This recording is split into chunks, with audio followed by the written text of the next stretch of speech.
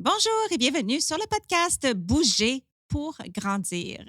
Dans l'épisode d'aujourd'hui, on va parler de TDC. T pour trouble, D pour développemental et C pour de la coordination ou lorsque le corps ne fait pas ce que la tête veut faire. C'est un trouble neurodéveloppemental qui existe depuis 1994. Donc, ça veut dire que c'est la première fois qu'il a été inclus dans le livre diagnostic des médecins. C'est un trouble qui touche 5 à 6 des enfants d'âge scolaire au Canada. C'est un trouble qui n'est pas bien connu et de ce fait, qui n'est pas bien dépisté et par conséquent, il est sous-diagnostiqué. Comme nous discuterons dans quelques instants avec mon invité, ce n'est pas la même chose qu'être maladroit ou qu'un retard moteur qui aurait été constaté par un professionnel ou une maladie qu'on attrape et qui peut être guérie. Donc, pour toutes ces raisons, c'est pour ça qu'on en parle avec Julie Lavergne, ergothérapeute québécoise qui a une expérience approfondie avec cette clientèle. Alors, sans plus tarder, retrouvons-la dans l'épisode d'aujourd'hui. Et juste au cas où ceci est ton premier épisode, Bouger pour grandir est conçu pour stimuler les réflexions et répondre aux questions des professionnels de la santé, de l'éducation et bien sûr des parents qui accompagnent les enfants dans leur développement moteur, mais pas que. Et moi, je m'appelle Josiane Caron-Santa, je suis ergothérapeute québécoise, canadienne, formatrice internationale dans le domaine du développement de l'enfant et surtout passionnée de faire connaître la facette pédiatrique de mon métier, l'ergothérapie. Merci d'être ici et sans plus tarder, poursuivons avec l'épisode d'aujourd'hui. Bonjour Julie! Bonjour Josiane! Je suis vraiment contente que tu sois là parce que tu as une expérience approfondie en ergothérapie avec les enfants et les adolescents qui vivent avec un TDC. Oui, exactement. Alors, avant de rentrer dans le vif du sujet, est-ce que tu aurais envie de nous parler un peu de ton parcours professionnel? Oui. Dans le fond, mon parcours professionnel, moi, je suis ergothérapeute depuis maintenant presque 17 ans. Donc, principalement en pédiatrie, un petit peu à l'adulte au départ, en centre de réadaptation physique, donc dans le réseau de la santé régulier au Québec. Oui. Puis, j'ai une petite expérience aussi au privé, dans le fond, que j'ai cumulée là, au fil des années. Fait que je pourrais vous en parler peut-être ultérieurement. Donc, c'est ça. Fait que moi, ma clientèle, c'est en déficience motrice enfant, 0-21 ans. Donc, je fais du dépistage du trouble de la coordination. Donc, ma clientèle, c'est en première ligne, ce qui veut dire que des fois, les enfants n'ont pas eu de service là, jusqu'à maintenant et ils sont référés là, par soit des fois leurs parents ou des intervenants là, scolaires directement là, dans le réseau de la santé. Donc, voilà mon expérience jusqu'à maintenant. Donc, tu fais beaucoup de dépistage. Et comme on disait, c'est quelque chose qui est en besoin, qui est important. Mais moi, ça me fait penser, la dyspraxie motrice, c'est un terme qu'on a beaucoup entendu. C'est-tu quelque chose de différent? C'est la même chose? En fait, oui, c'est la même chose. C'est une terminologie qu'on utilisait auparavant, mais qui est encore couramment, moi, je trouve, utilisée dans les écoles pour la compréhension de ce que c'est un trouble développemental de la coordination, que ce soit un TAC, un trouble d'acquisition de la coordination, une dyspraxie motrice. Pour moi, c'est tout, mais pas juste pour moi, pour tout le monde, c'est à peu près la même chose. C'est juste que la terminologie, elle a changé au fil des années. Donc, les gens n'ont pas nécessairement suivi le changement la dernière terminologie s'est faite autour de 2015. On voulait inclure le mot développement ou développemental à ce terme-là. OK. Oui. Donc, pour inclure, dans le fond, que ça se développe avec l'enfant plutôt que quelque chose qu'on attrape. Oui, comme le trouble d'acquisition de la coordination, bien, en fait, le développement de l'enfant, il y a toujours eu ces difficultés-là, même initialement. Donc, c'est ça. C'est pour ça que la terminologie, c'est que la traduction de l'anglais, c'est mal faite probablement au départ. Ah, OK. Voilà. Donc, si on tombe sur de la littérature, des livres, il y en a beaucoup où le titre est la dyspraxie ou le trouble d'acquisition de la coordination. Finalement, c'est la même chose et ça peut demeurer pertinent Oui, à ce trouble-là qui est encore très présent dans la société. oui. Pour l'évaluation, pour les Oui, interventions, oui. Puis pour la compréhension de monsieur et madame tout le monde OK. aussi. OK, tout à fait. Mais parlons-en, c'est quoi le TDC? Le TDC, c'est le trouble développemental de la coordination. Donc, ça va être des difficultés de Mhm. coordination assez importantes pour entraver les occupations, les activités significatives de la personne, dont l'enfant, l'adolescent et l'adulte. C'est quoi la différence avec juste être maladroit ou un retard moteur, donc un enfant qui se développe plus lentement? Par exemple, être maladroit, ça Mm. pourrait être quelqu'un qui peut avoir des difficultés d'attention, peut être maladroit. OK. Un enfant qui a un trouble développemental de la coordination peut être maladroit. Ça peut se retrouver dans différentes circonstances. Ah. Et au cours de son développement, l'enfant peut avoir un retard de certaines habiletés ou de certaines activités significatives, mais le rattraper au cours de son développement. Des fois, ça peut être dû par rapport à ce que l'enfant il se développe plus lentement, mais ça pourrait être aussi dû à un manque de stimulation ou d'encadrement ou de donc, ça se rattrape avec le temps. Mais un Mm. trouble développemental de la coordination, c'est quelque chose qui est persistant auprès de la personne.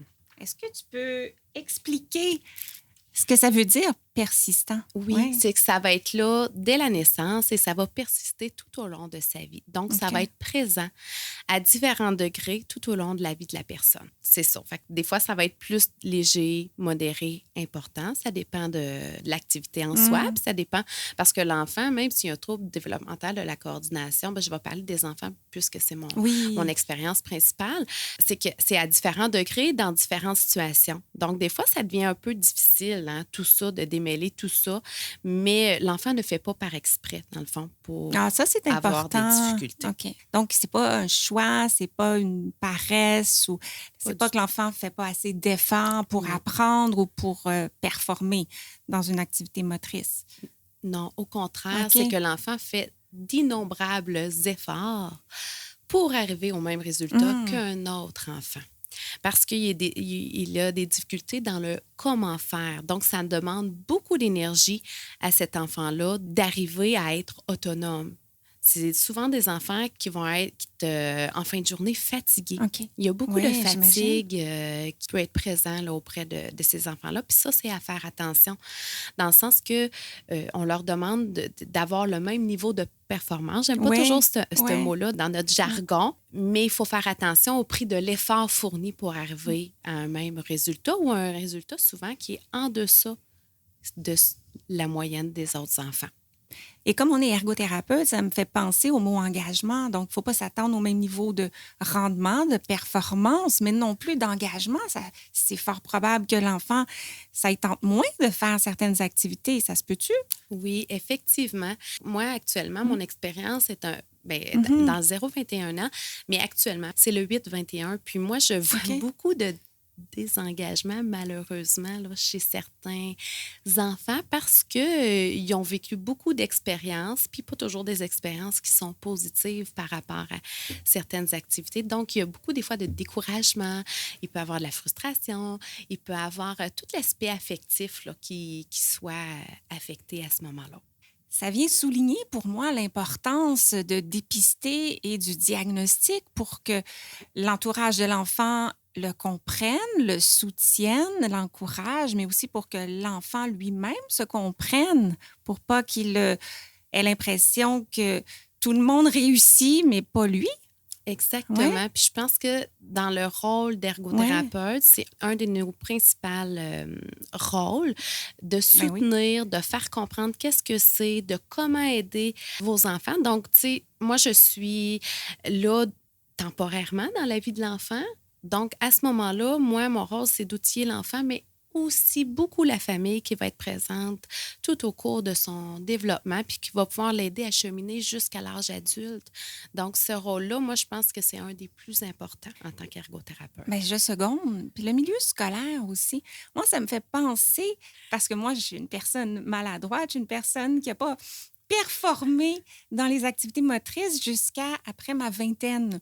Et ce que je me souviens, et c'est des expériences qui sont très émotionnelles pour moi, le cours d'éducation physique, hein, de, d'avoir besoin de plus de temps pour se changer, d'avoir besoin de plus de temps pour comprendre les activités, les sports de groupe, les équipes. Être choisi en dernier, c'est dur C'est sur très l'estime dur. de soi, ça. Effectivement, c'est très, très dur. Donc, notre rôle aussi, c'est de sensibiliser les différents milieux de l'enfant. On a la famille, mais on a aussi à sensibiliser le milieu scolaire de ces, mais je vais dire, ces petites Oui, choses-là, mais qui deviennent grandes quand on rencontre oui, plusieurs situations de handicap, d'être plus à l'affût, de favoriser la participation, de donner des délais plus longs pour que oui, l'enfant puisse se changer, d'aller chercher un peu des facilitateurs, que ce soit des espadrilles plus faciles à enfiler, des vêtements oui. plus faciles à enfiler, de l'aide des fois supplémentaire aussi auprès de ces élèves-là. Dans le fond, ça fait partie de notre rôle d'ergothérapeute. Est-ce que les enfants, j'imagine que les adultes peut-être aussi, mais est-ce que les enfants sont plus sujets à vivre de l'intimidation par les amis qui ne comprennent pas pourquoi le jeune a plus de difficultés? Effectivement, il peut y avoir plus d'intimidation. Il y a aussi que souvent les jeunes qui ont un trouble développemental de la coordination, mais ce n'est pas toujours. Au niveau des habiletés sociales, ça peut être aussi des éléments qu'on rencontre dans le portrait de ces enfants-là, d'avoir à outiller un peu le développement des habiletés sociales. Il n'y a pas Mhm. juste les habiletés de motricité et de coordination. Et oui, effectivement, c'est des jeunes où ce que les milieux scolaires, des fois, Ouais. doivent faire de la sensibilisation auprès des autres élèves. Mais comme ils sont quand même plus outillés qu'ils étaient auparavant, les Ouais. milieux scolaires, je pense qu'il y a quand même une meilleure acceptation, puis il y a beaucoup plus d'adaptations OK. qui sont mises en place là, dans les milieux scolaires, des fois spontanément. Moi, j'arrive plus tard dans la vie des enfants là, maintenant, puis c'est pas rare que je vois qu'il y a des choses qui sont déjà mises en place là, pour favoriser leur réussite scolaire, mais aussi leurs habiletés sociales avec Mm. leurs pairs à l'école. Mais est-ce que ce serait vrai que de dire que bien que c'est un trouble de la coordination, donc on parle vraiment de motricité, mais qu'il y a aussi une composante cognitive, donc la capacité de planifier, s'organiser, suivre des étapes, donc la vitesse de traitement de l'information, tout ça est comme affecté un peu. Exactement. Oui, Dans le fond, ce qu'on voit, nous, oui, l'être humain, c'est l'exécution. Hein? OK. Dans le fond, on voit la dernière Oui, étape, l'exécution, qui est les difficultés de coordination. Mais tout se passe à l'intérieur du cerveau. mm, Dans le fond, est-ce que la partie idéation, est-ce qu'elle est là? Est-ce que l'enfant a une idée? Souvent, il comprend bien ce qu'on lui demande, mais est-ce oui. qu'il a l'idée? Est-ce que dans l'organisation et la planification des mouvements, c'est là la majeure, la grande difficulté des enfants qui ont un trouble de coordination, c'est dans le comment faire. Fait OK. que c'est vraiment au niveau du cerveau que ça se passe sur le plan neurodéveloppemental. Est-ce que ça peut affecter la motricité des yeux et de la bouche aussi?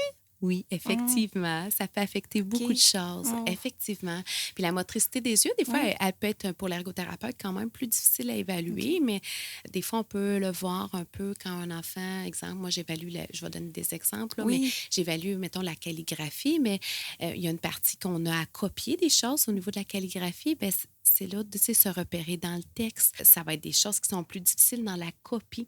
D'abord, avoir des Mm, saccades au niveau visuel, c'est à peu près là qu'on peut le voir bien, plus. On peut le voir dans d'autres mm. activités comme juste attraper une balle. Il faut quand même avoir un bon ajustement visuel, de coordination Ben visuelle à oui. ce moment-là. Là. Pas juste au niveau de la main ou de Ben l'œil oui, main, tout à juste au niveau fait. des yeux là, pour voir la profondeur, pour voir la balle arriver, Ben tout etc. à fait. C'est beaucoup de coordination. Pour quelqu'un qui nous écoute, qui ne serait pas familier, c'est quoi une saccade? Une saccade, je vais l'expliquer du mieux possible, c'est quand nos yeux, puis peut-être qu'il y en a qui pourront me corriger, bonifier ce que je dis, c'est quand nos yeux ont à se déplacer et on a à s'ajuster, dans le fond, sur le plan visuel. Dans le fond, c'est vraiment la coordination des muscles autour de l'œil OK. qui ont à s'ajuster rapidement ou poursuivre pour la lecture. Entre autres, on a besoin de beaucoup de coordination visuelle. Puis, entre autres, dans tous les sports de balle, ballon, là, je donne des Ouais. exemples comme ça, mais dans d'autres choses de la vie quotidienne, là, on peut avoir aussi besoin de coordination visuelle. OK, donc c'est comme si les yeux doivent faire un saut qui peut être aussi Exact. petit qu'entre deux mots Exactement. ou deux lettres dans un mot qu'on est en train de lire, Oui. ou il y aurait les poursuites aussi, donc lorsqu'on suit une cible des yeux. Exactement. Oui. Donc, la planification de ces mouvements-là peut être affectée aussi avec tous les impacts que ça Oui. peut mener. Puis au niveau oral-moteur, est-ce que ça peut ressortir aussi? Ça peut ressortir. Je le vois moins un peu dans ma pratique, je vous dirais. Mais est-ce que c'est fort probable que beaucoup d'orthophonistes reçoivent les enfants qui ont plus de difficultés au niveau oral-moteur, hein? Effectivement. que Parce qu'il existe aussi une dyspraxie verbale. qui a changé de nom, lui aussi, hein? Ta collègue orthophoniste te dit pour le trouble des sons de la parole de type dyspraxie verbale, hein? Donc, il n'y a pas qu'en ergo que les termes évoluent et changent. Ah, C'est c'est ça. mélangeant! Oui. OK, donc, une orthophoniste, dans le C'est fond... peut-être pour ça que je dis que j'en vois pas, c'est parce qu'ils sont vus par mes pairs orthophonistes. Bien, tout Oui. à fait. Ou est-ce Oui. que ça se peut que ça soit au niveau de l'alimentation, puis que, étant dans le réseau public, c'est peut-être un autre département qui va recevoir Exactement. les Exact. jeunes qui ont de la difficulté à coordonner les mouvements de leur bouche, de leurs Oui. lèvres, de leur Oui. langue Oui. pour l'alimentation Et de la parole aussi. et de la hein. parole. Oui, Hmm. effectivement. Effectivement. OK. Donc, ça affecte tous les aspects moteurs ou potentiellement tous les aspects moteurs de la personne. Oui, à différents niveaux, effectivement. Ce que j'ai le goût de ramener, que tu as mentionné brièvement tout à l'heure, c'est que oui, c'est un trouble persistant, Mhm. mais que ce qui est toujours présent, mais à différents degrés au cours de la vie. Est-ce que c'est un trouble ou des manifestations qui fluctuent beaucoup d'une journée à l'autre? Est-ce qu'un enfant pourrait être très, très adroit, donc le contraire de maladroit aujourd'hui, et plus affecté demain, ou c'est quelque chose qui est plutôt stable dans la vie de tous les jours au niveau des manifestations? Bien, je crois que ça peut quand même fluctuer d'une journée à l'autre. Si on parlait, mettons, qu'un enfant pouvait être fatigué, moi, je pense qu'un OK. enfant est fatigué, ses difficultés de coordination vont peut-être être se manifester de façon plus importante. Et comme on parle que c'est souvent des enfants qui ont une certaine fatigue, puis même des fois qui sont très fatigués, je crois que leur performance ou leur niveau d'autonomie peut fluctuer d'une journée à l'autre. Puis il y a tout l'aspect que je parlais un petit peu affectif aussi, Mm. qui peut jouer un rôle Oui, dans c'est vrai. la participation aux occupations qui peut fluctuer d'une journée à l'autre.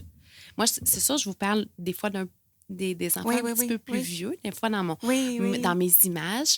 Mais si je regarde autour de 5, 6 ans, 7 ans, c'est aussi ça, je crois, dans le fond. Puis il ne faut pas oublier qu'à ces âges-là, il y a beaucoup d'activités qui nécessitent des habiletés motrices. Donc, parce que ça prend plus de concentration, si je suis plus fatiguée, c'est plus difficile de performer. Et parce que, d'une manière générale, ça me demande beaucoup et que je n'ai pas la rétroaction de succès, même si je mets beaucoup d'efforts, ça se peut que j'aie moins le goût de faire de l'effort. Parce que même si je me force, par exemple, dans l'écriture, ça se peut qu'on me dise c'est pas encore assez lisible ou assez rapide et que là, je m'engage moins dans l'activité. Exactement, oui. Hein, de la préservation de mes ressources. Oui, principe de conservation d'énergie. Hein? Oui, phénomène naturel à tout âge. Effectivement. J'aurais le goût qu'on parle de diagnostic. Oui. Les critères diagnostiques, est-ce que tu peux nous les donner? Qu'est-ce que ça prend pour recevoir, pour qu'un enfant soit confirmé ayant un diagnostic de trouble développemental de la coordination? Oui. Dans le fond, nous autres, les ergothérapeutes, on va appuyer ou non une hypothèse de trouble de coordination. On n'a pas le droit de donner un diagnostic. Okay. Mais on était un acteur important dans ce processus-là. Qui fait le diagnostic? C'est le médecin. C'est le médecin. Est-ce que le psychologue? pédiatre. Psychologue, neuropsychologue? J'ai déjà vu des neuropsychologues, OK. mais il faut quand même aller objectiver dans cette évaluation des habiletés motrices précises.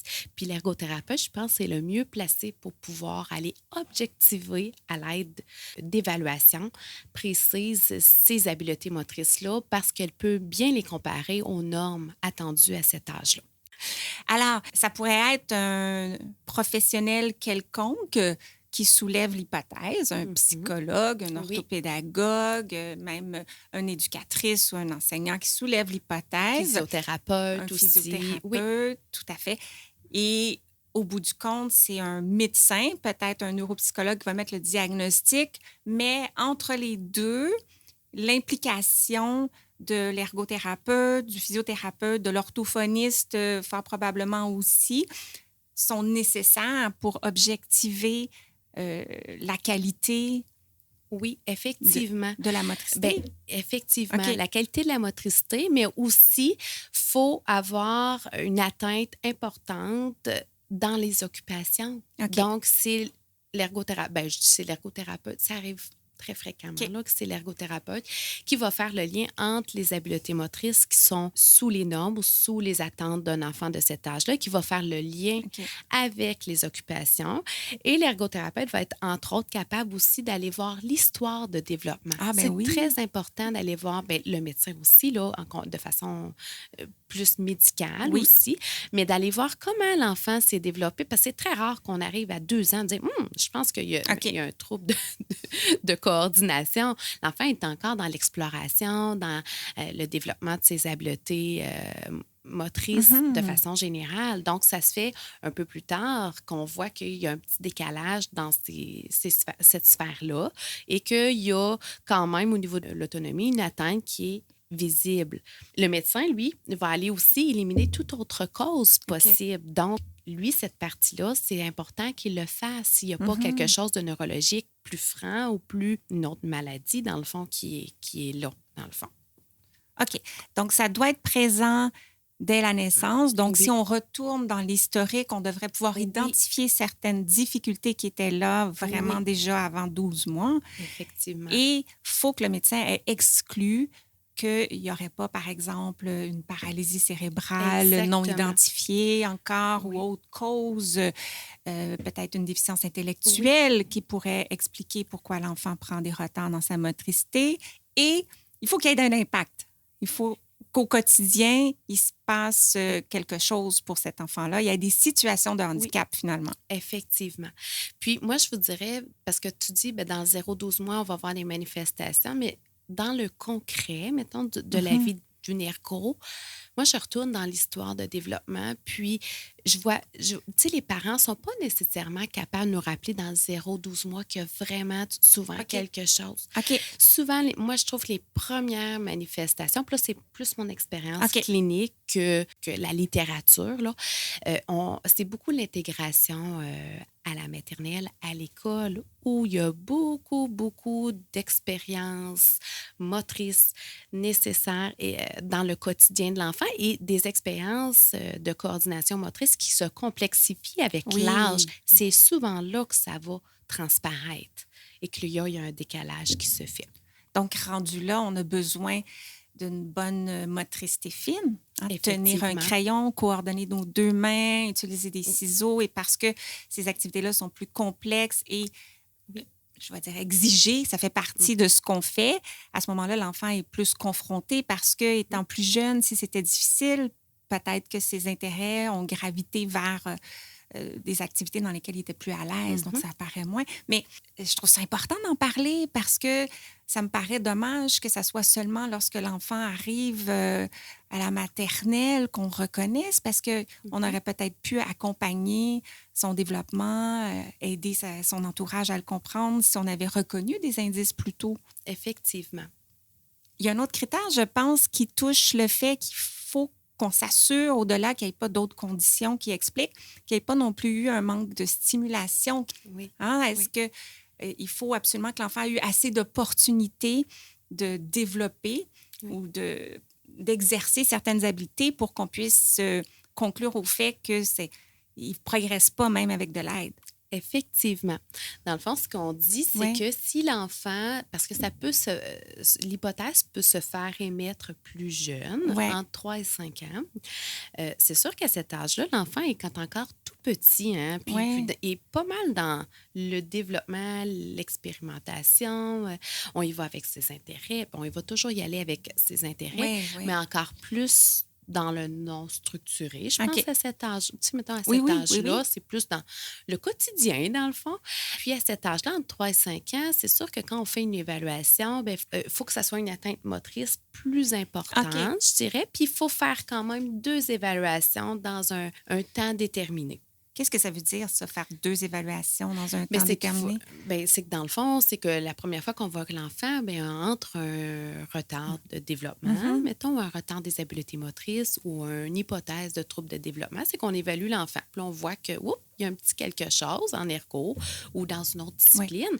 Mais cet enfant-là, il faut qu'il reçoive, dans le fond, de la stimulation, des opportunités. On voit s'il est capable de développer ses OK, habiletés motrices à ce moment-là, OK, ses habiletés de coordination. Donc, on peut lui offrir une intensité de service, sensibiliser la famille, avoir c'est ça, les milieux de garde, souvent à mmh. cet âge-là, plus que l'école, Oui, ici au Québec. Donc, que ces enfants-là reçoivent, c'est ça, une stimulation, puis qu'on s'assure que dans son quotidien, et même si nous, on n'est pas là tous les jours, les ergothérapeutes, que l'enfant soit soutenu dans son développement. Puis qu'après ça, après un certain délai, qui est environ, mettons, 3 mois, on peut faire, mettons, une réévaluation d'ergo, puis on voit si ça peut cadrer ou pas. OK, Nous autres, on fonctionne avec des percentiles, là, si on OK, va oui, de oui, façon oui. très précise, voir si ça peut cadrer ou pas. Sauf que ça reste très jeune. Hein?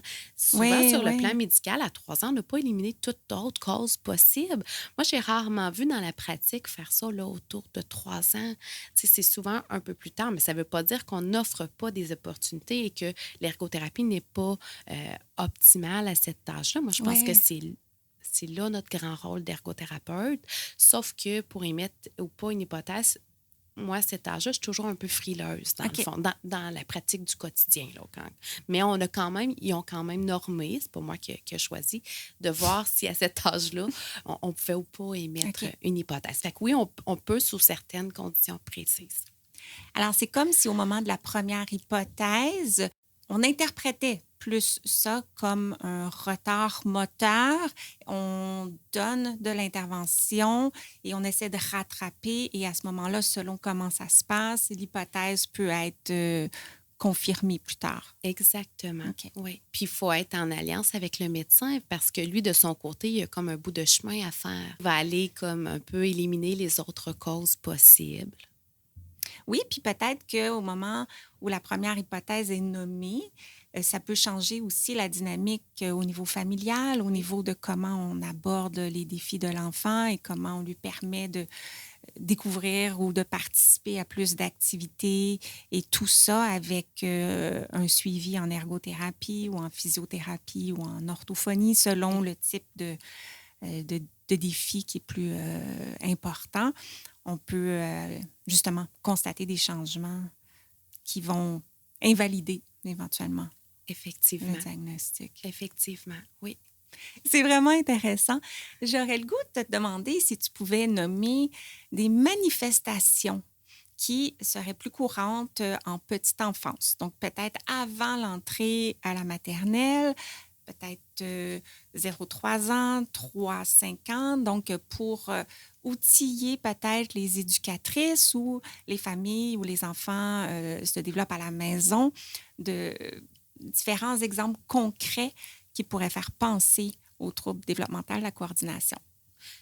Oui, par exemple, c'est sûr que peut-être l'enfant tout jeune, au niveau de la marche, ça pourrait. La marche à 4 pattes aussi. Mais ça peut vouloir dire aussi autre chose. Fait qu'il faut toujours Oui, faire oui, attention aux manifestations, comment on les interprète, oui. les manifestations. Donc, moi, c'est des petits drapeaux. Puis là, OK. après ça, je vois, tu sais, s'il y a lieu de s'inquiéter ou pas. Oui, Parce que c'est pas parce qu'un enfant n'a pas marché à 4 pattes qu'il va avoir nécessairement toujours un impact. Il faut voir oui, après, dans oui, le fond. oui. Mais ça peut être un petit drapeau. C'est sûr qu'après ça, au niveau de peut-être autour de l'âge de 3 ans, mettons, au niveau de l'habillage, ça se pourrait qu'on voit des éléments. pour que l'enfant il apprenne à s'habiller tout seul. Là, on voit c'est qu'une activité qui nous paraît très simple là, en tant qu'adulte, mais qui se complexifie dans le fond pour les enfants. Ensuite de ça, je pourrais dire, au niveau, mettons, de la garderie, tu sais, c'est sûr que là, ils commencent à avoir certaines routines. Ça peut être des enfants qui peuvent avoir des difficultés à suivre, à s'organiser pour faire les routines parce que c'est peut-être des fois un peu plus imposé qu'à la maison où que le temps est plus libre. Dans certaines garderies, tout ça, il y a une certaine routine de groupe qui s'installe. Ça peut être des enfants que ça peut être des manifestations comme ça.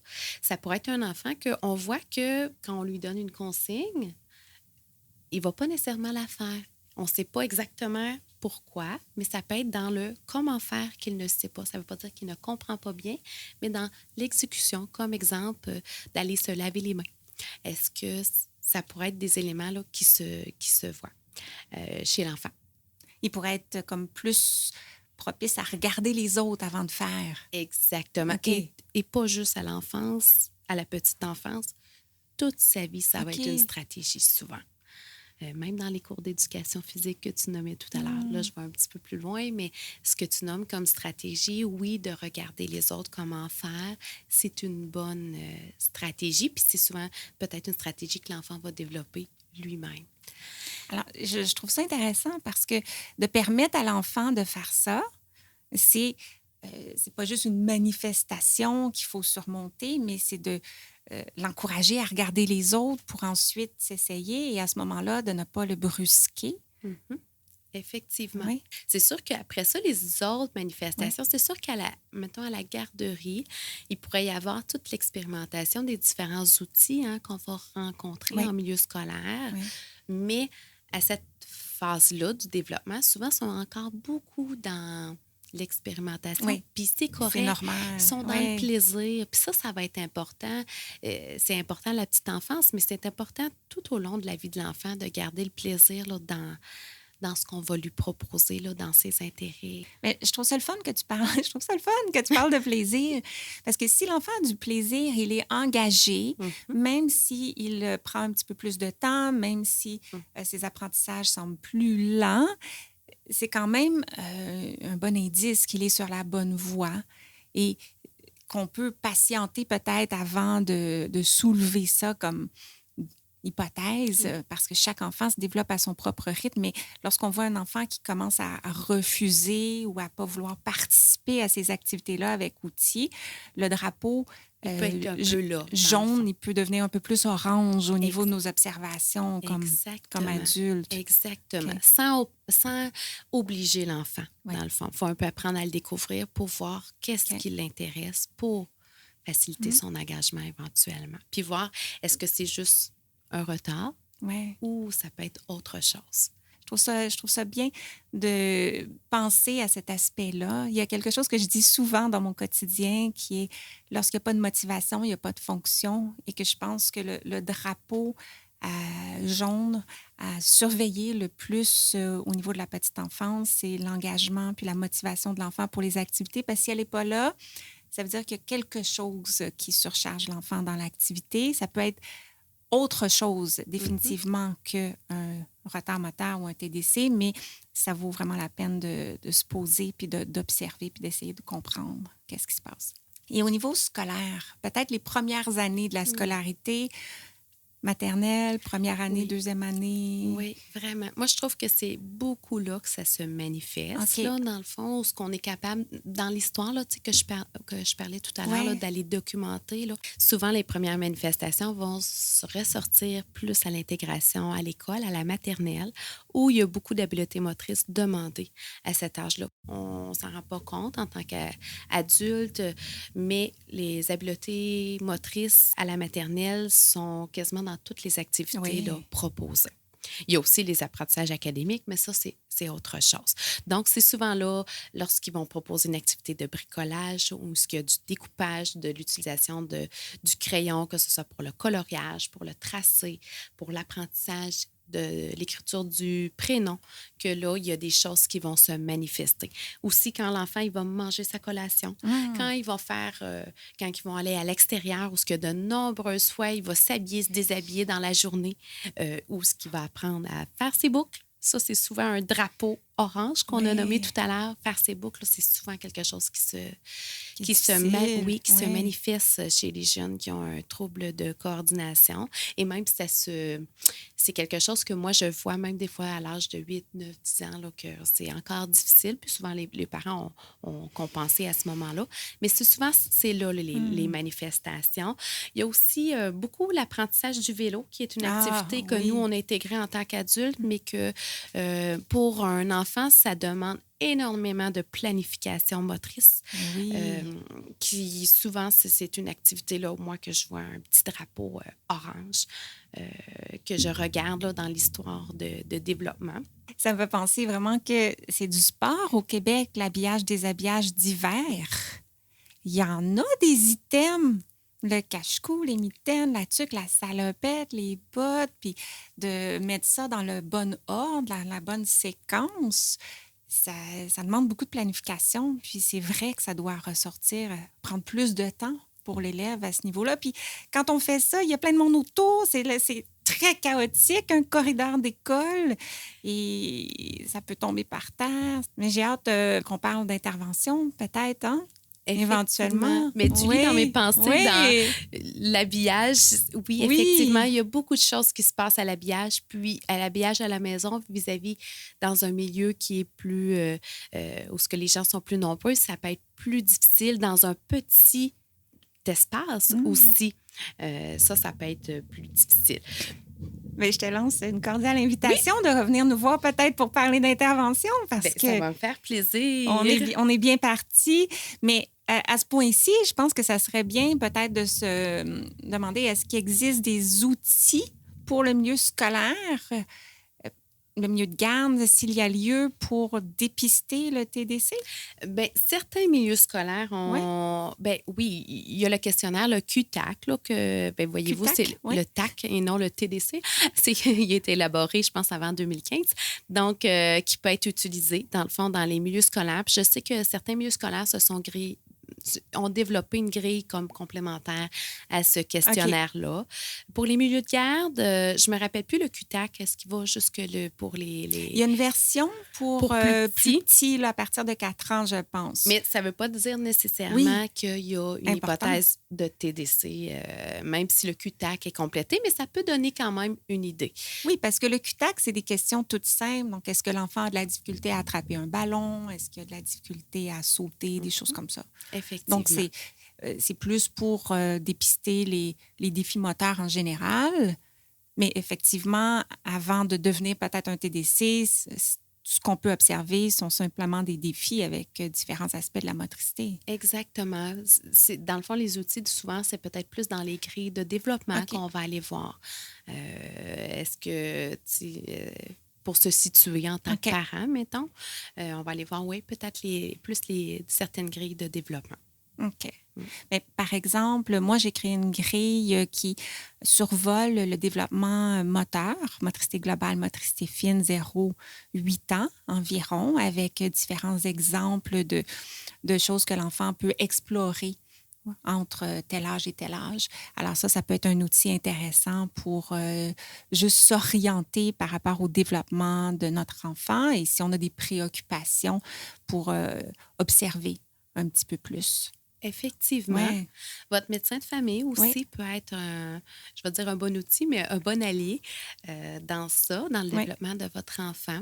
Aussi, on peut aller voir un ergothérapeute. On n'a pas nécessairement besoin là, d'une référence ou pour aller voir une ergothérapeute. Ça, c'est au Québec, par contre. Hein? Si vous êtes en Europe, je pense que c'est un petit peu différent. Effectivement.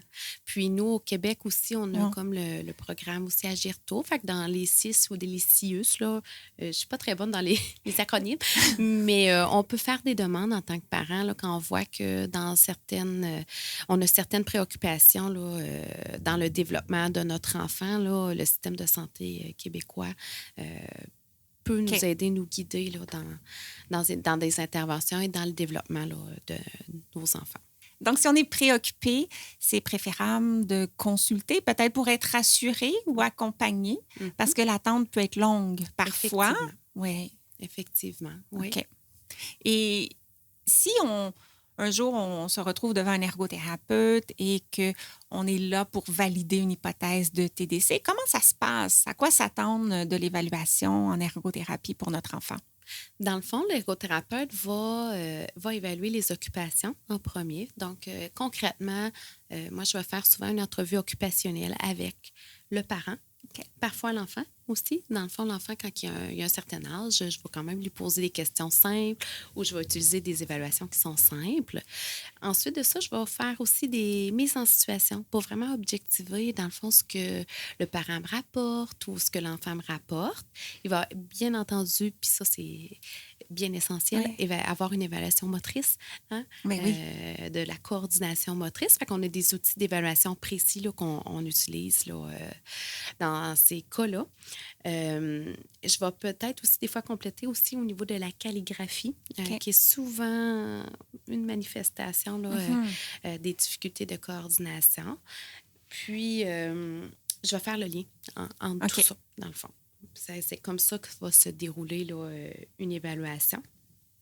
Et je vais documenter, je l'ai dit tout à l'heure, mais je vais le répéter, là, je vais quand même documenter l'histoire de l'enfant, l'histoire développementale.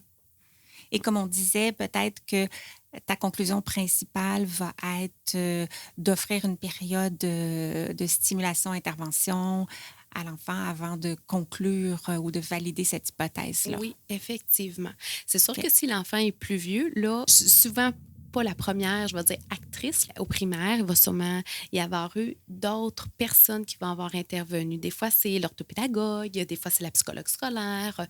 À ce moment-là, des fois, je peux maintenir une hypothèse plus vieux, mais je vais quand même offrir de la stimulation. Puis, il y a quand même des enfants qu'on va se questionner parce que c'est pas toujours des portraits très clairs. On s'entend, le trouble de coordination, c'est souvent considéré comme un handicap invisible. Oh. Donc, on le voit, mais ça crée plusieurs situations de handicap qui sont moins, des fois, flagrantes.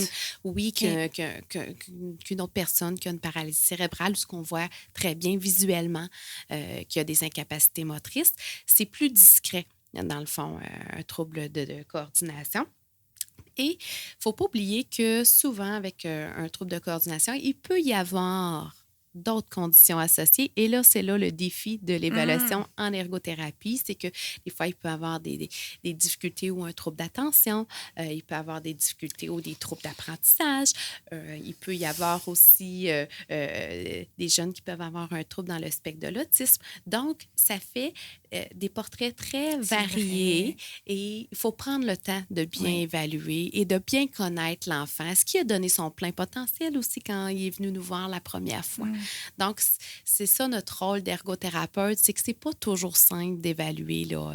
On en parle tout à l'heure comme si c'était si simple, mais il y a des enfants avec lesquels que c'est plus pur qu'on peut dire qu'on va vraiment voir que l'hypothèse, on la soutient dès les premières rencontres. Mais il y en a d'autres qu'on va se dire, bien, il faut se donner du temps pour apprendre à connaître cet enfant-là puis voir qu'est-ce qui ressort le plus au fil des rencontres. Et surtout quand on le fait en bas âge. Moi, en bas âge, il faut vraiment faire plus attention, je pense, à nos évaluations en ergothérapie. Voilà. Wow! Tellement intéressant. Julie, gros merci d'être venue partager toute cette information-là avec nous aujourd'hui. Et je te réinvite, c'est garanti, pour parler d'intervention, aspects pratico-pratiques pour accompagner l'enfant dans son quotidien. Et ça me fait plaisir, Josiane. À bientôt, bye! À bientôt! Merci d'avoir écouté et à bientôt pour notre prochain épisode. Et d'ici là, vous pouvez me retrouver quotidiennement sur les réseaux sociaux, consulter mon blog et profiter de mes ressources gratuites en joignant ma communauté au josiannecaronsanta.com/guide. Le podcast Bouger pour grandir est une production de l'Académie de formation JCSI, des formations en ligne sur le développement et fonctionnement de l'enfant de la perspective de l'ergothérapie. C'est tout pour cet épisode et sur ce, je vous dis à très, très bientôt pour continuer à parler d'ergo. Bye!